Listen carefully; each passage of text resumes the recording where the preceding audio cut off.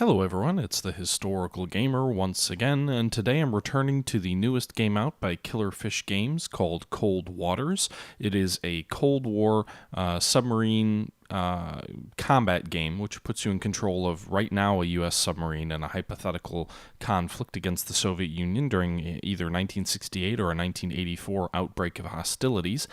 In this video, we're returning. This is part 4 of our Let's Play of this series, looking at the invasion in 1984, and we've currently ravaged a Russian troop transport convoy, but suffered some severe damage, and we're attempting to limp away at the moment. However, the next 20 minutes of footage would be incredibly boring to show you because it's before there was originally a bug, or not necessarily a bug, but a design issue where the game required you to basically get off the map entirely if the enemy was not entirely sunk in order to end a battle. They've since fixed that with a new patch, but at the time this was all recorded, that was not the case. So I didn't want to, when we left off, this is where we left off our last video, I didn't want to completely fast forward without giving you guys a heads up that we were gonna skip this, but we're going to skip this.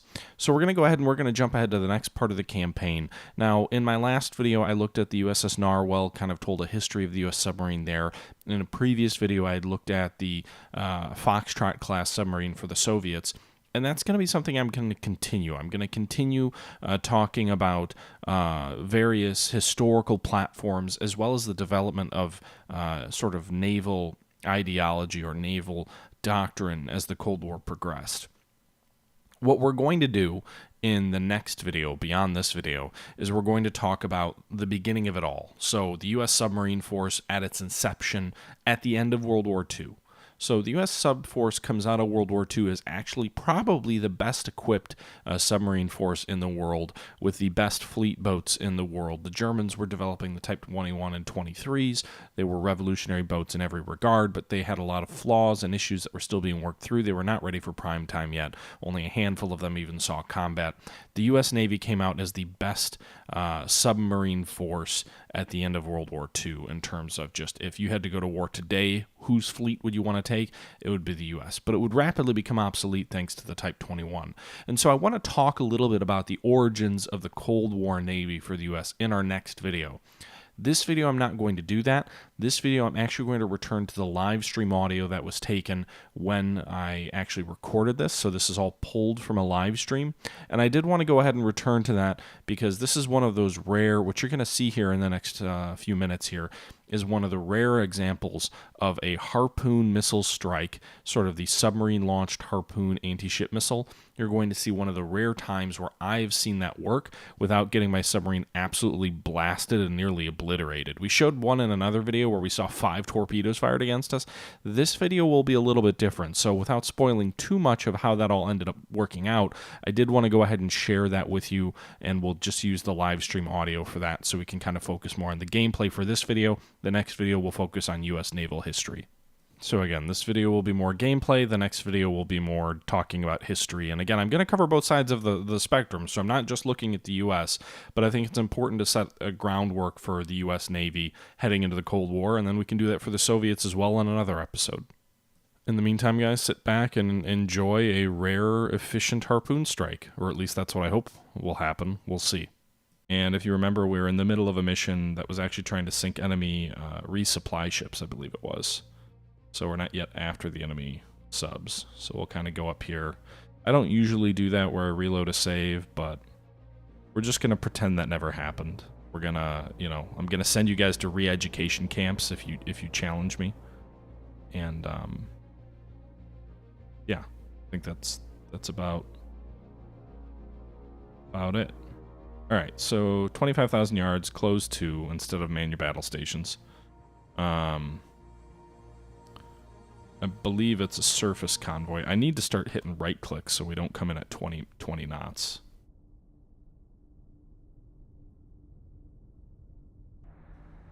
New sonar contact. All right, let's figure out what this thing is. I think they're mostly going to be surface ships, though, in this one.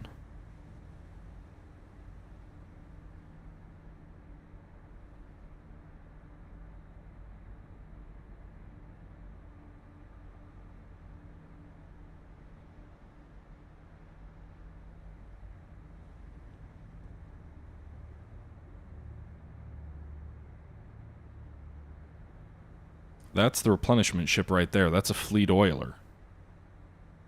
Question is, what else is out there with it?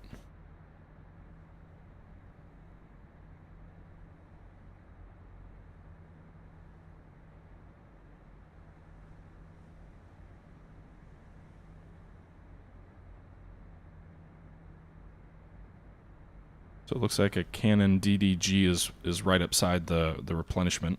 Yep.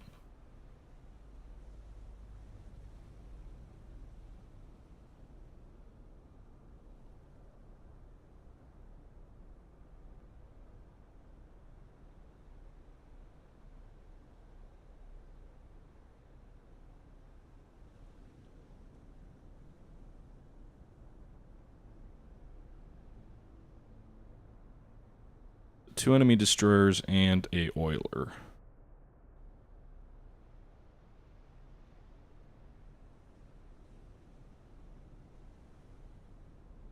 Kazbek is definitely our target.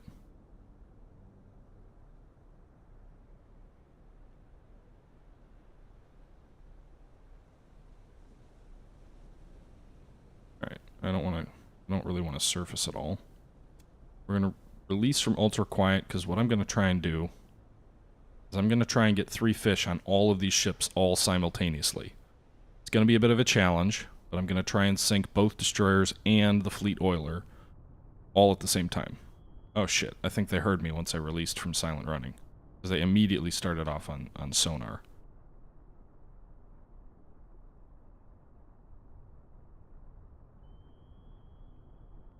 Alright, maneuvering stop. I need to load these torpedoes, but if we can maybe just sit dead in the water, maybe they won't hear us.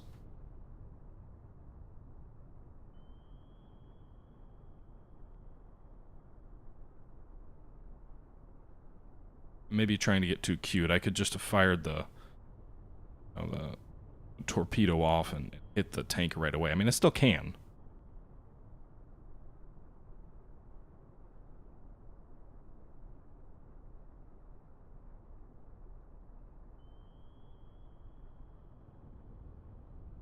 Alright, so 3 tubes loaded. It's kind of all I need. But a little bit extra time will give us a better track on these guys. He's moving at 15 knots, so I don't think that's attack speed. Cannon further out is moving a bit slower. He could be listening in. But at 15 knots, I'm hoping the cannon won't hear us.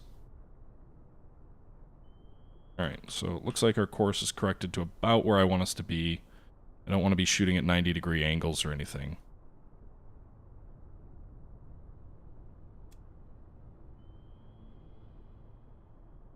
Alright, so maneuvering back up to 1/3. Getting a little bit of speed. And I think... Do we wait for a little bit better track on the cannon that's further out? Got a chopper up. Well, there's a May, so no chopper, but they're going to have a magnetic anomaly detector on board, so they're going to pick me up before too long. These guys are 16 kilometers out, so actually they're further than I thought. That is a bit of a long shot for a torpedo. You guys think that's too long of a shot for a torpedo? Should I switch over to harpoons? Harpoons gives them less time to react.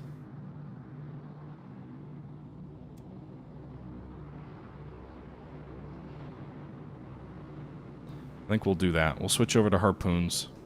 At this range, I think harpoons are better. I should have loaded those first.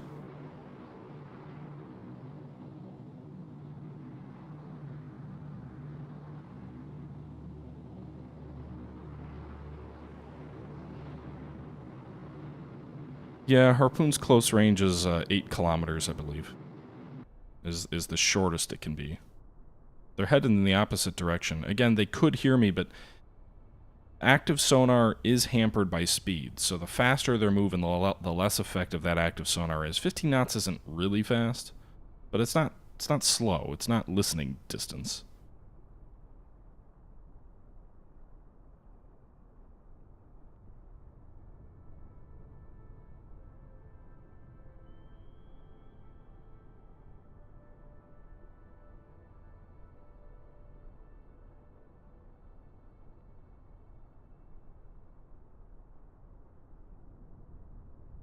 I know, last time I launched a harpoon, I got 5 torpedoes shot at me.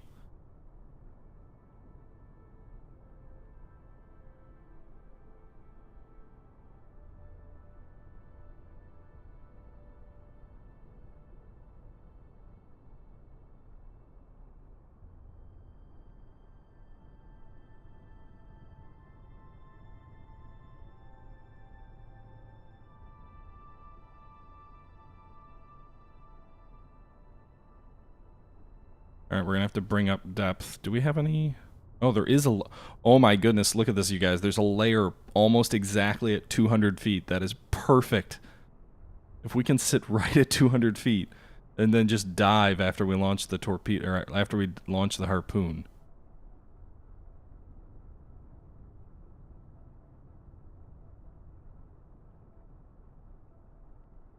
Captain, they might.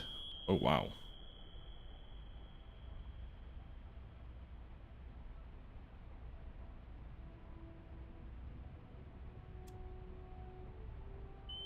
That is a really loud ping.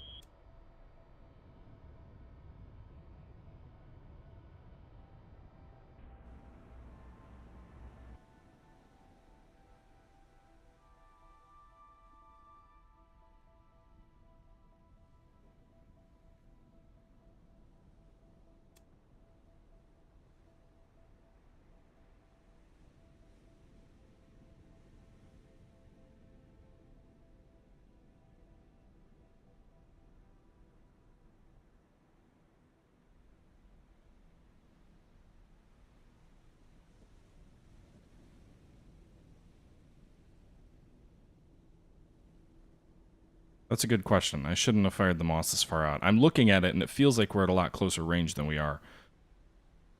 Connon's maneuvering. I wonder if he's about to fire.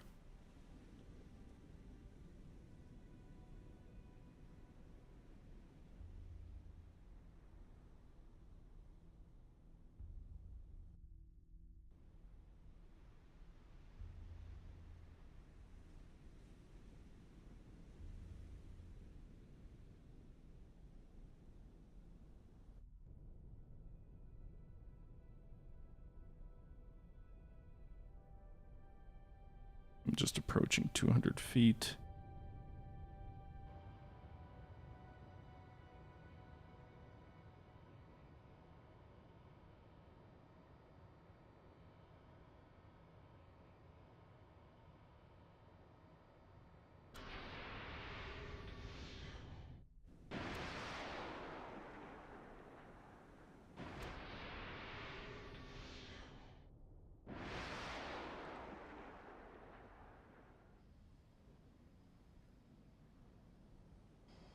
Oh shit, I didn't mean to cavitate there. That was a big mistake.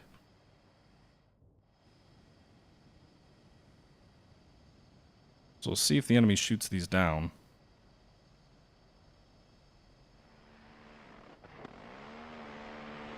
Got him! So, looks like that one hit something?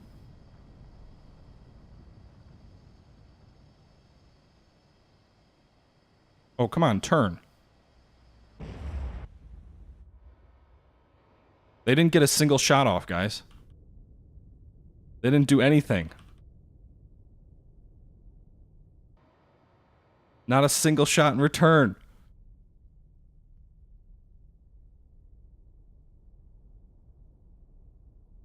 Oh man, I'm still stunned. Those harpoons got in on him so quick. Unless there's another ship out there that we haven't detected. Now that was some frickin' shock and awe right there. Unless that one ship didn't get sunk.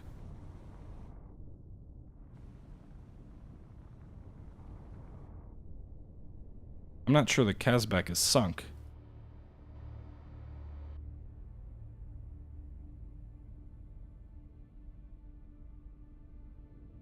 Usually it tells you if it's sunk right away. It doesn't look like the Kazbek is sunk. Now that's the oiler. So we're probably safe.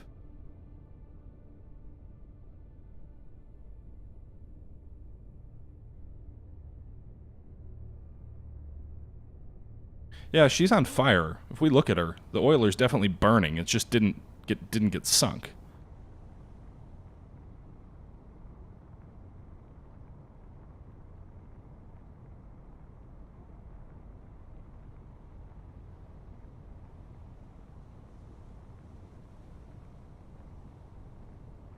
Wow, that's the first time I've ever I mean, I used harpoons successfully before where I hit something, but I've never used harpoons where I, you know, felt like it was the right decision.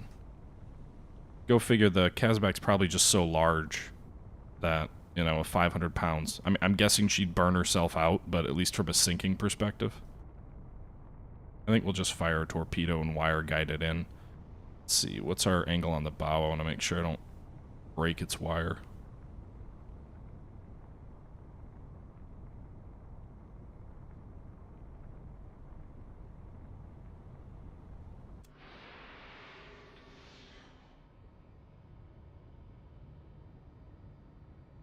Alright. Let's not do anything to break the wire.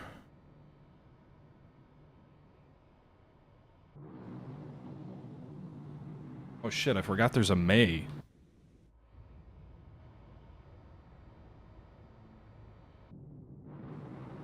Sure hope she doesn't come after us.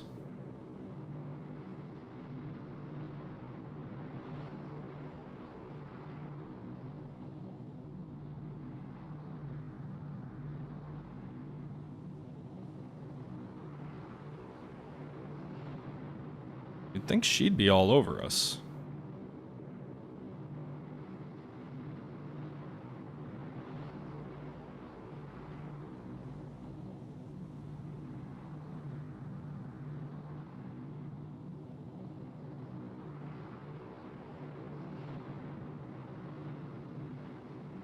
I'm keeping an eye on the May.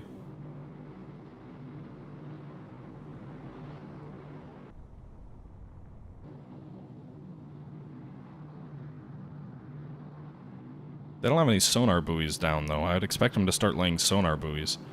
Because I don't think, I'm assuming a MAD reading wouldn't give them a good enough fix to launch a torpedo at me.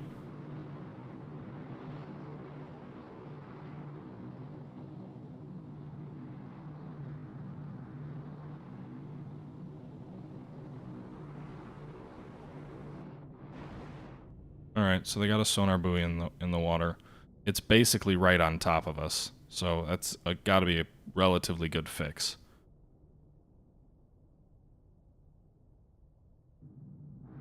So he'll probably turn and drop a torpedo, would be my guess. At which point I'll just turn the torpedo active and run.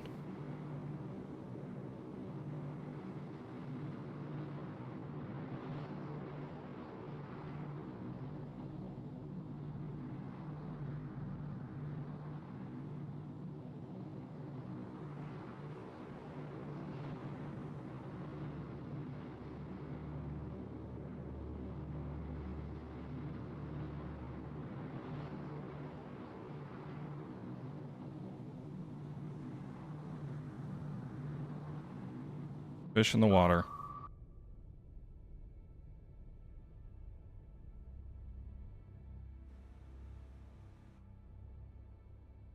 Question is where?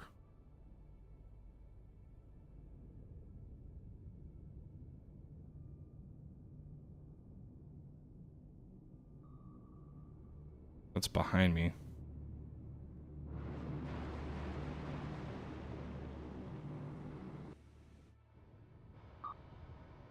Alright, so my torpedo, I think, acquired its target.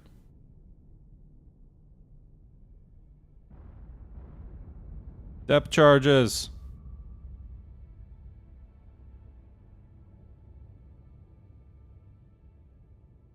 Alright, let's get deep. Let's see where this fish is. Hoping it doesn't hear us. I mean, I am making a bit of noise at 16 knots. Fire break. I don't know if the fish hit her or not. She's still alive. Nope, she's sunk. Okay, so we finished her off. We just have to evade this.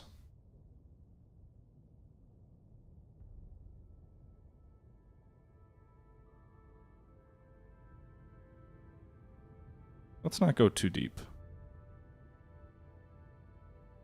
This fish is not hunting us, it doesn't look like.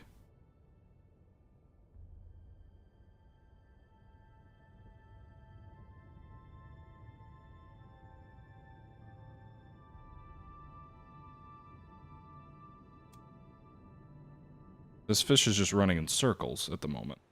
And she's nowhere near us, I don't think. Based on what we're seeing here.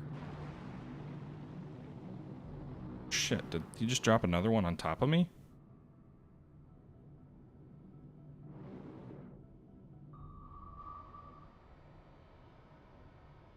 Oh god, he's right above me?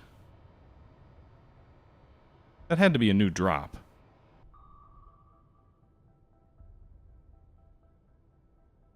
Are we safe if it stays up there? Do we think it'll stay up there? I don't really want to release from quiet running and give it a better chance of hitting me, but I also don't want to just sit here.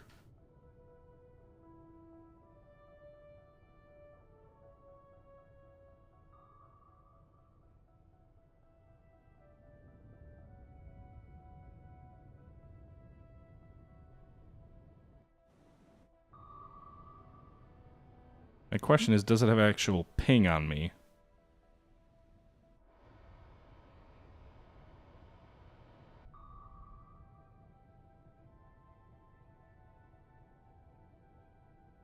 The warning up here, that'll tell me when it acquires or if it acquires.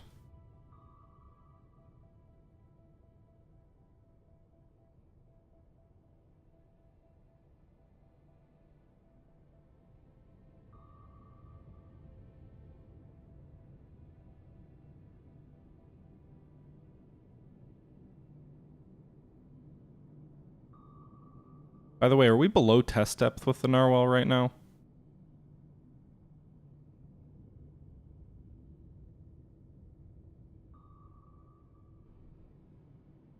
I think it's slowly coming down. I don't think it has this acquired, but it's slowly getting, you know, its search pattern must be to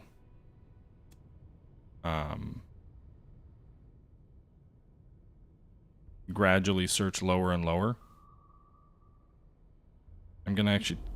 Alright, awesome. We can get out of here! Okay, leave combat.